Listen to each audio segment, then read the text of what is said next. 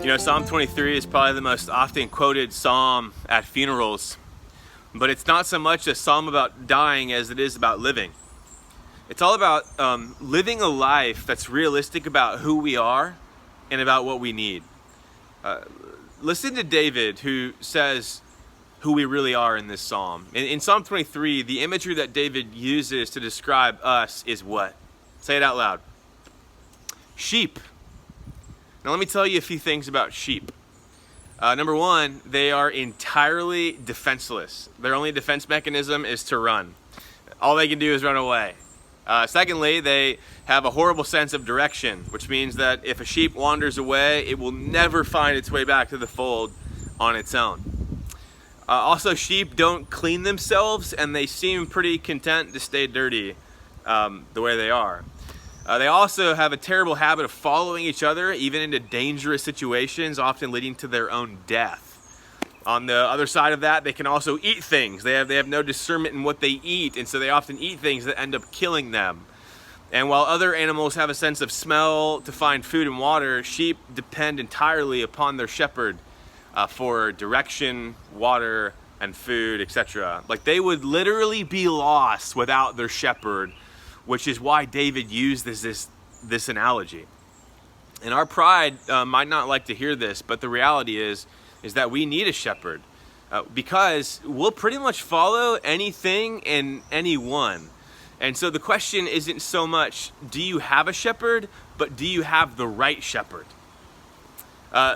We all have a shepherd right now. You have a shepherd right now, something that you're trusting in and looking to get through the various valleys of your life. And so the question is do you have the good shepherd as your guide to get you through the valleys of your life? Listen to what David says in verse 1. He says, "The Lord is my shepherd, I shall not want." One little boy said to his Sunday school teacher, was trying to rehearse this from memory and got the words mixed up and said, "The Lord is my shepherd and that's all I want." It's actually a really great paraphrase on verse 1. And then verse 3, listen to what he says. It says, "He restores my soul."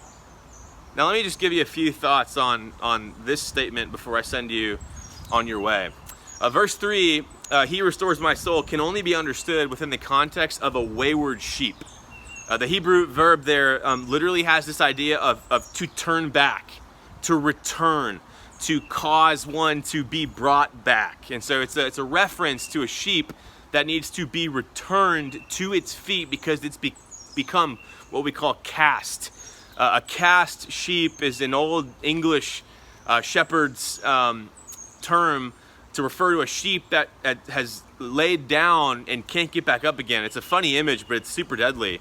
What typically ends up happening is a sheep with heavy wool will lay down in some depression on the ground, and it might roll around a little bit and then to stretch out and relax, but then suddenly the center of gravity shifts so much so that it goes a little bit too far on its back, and now it can't turn over, and so then it gets a little panicked and it starts to try to help itself. And that only makes things worse, shifting the center of gravity even more until the sheep is totally flat on its back, feet in the air, pawing the air, and it can't return back to its feet. Now what happens is it has gases within the stomach that begin to swell, and that's actually what causes the sheep to die. And if it's hot outside, the process is even accelerated even quicker. Its belly swells up like a balloon. And so the sheep becomes in immediate threat of death and totally helpless to save itself, totally incapable of saving itself. And guys, this is a picture of us. We are completely incapable of fixing our deepest issues. We get ourselves in the worst situations relationally, in our marriages, and when we try to get ourselves out, we only make things worse. And so the only solution for these sheep and for us is our shepherd. And so here's the encouragement for this morning, is you have a shepherd who watches after you. He knows exactly when and where you need to be restored. And then he comes in and he restores you and he returns you to your feet so that you can experience life. Well, I hope you've been encouraged with a fresh glimpse of your good and faithful shepherd. May we stand amazed and in awe of his loving care for us today and for the rest of this week. And we'll see you next week right here on Midweek Morning Encouragement.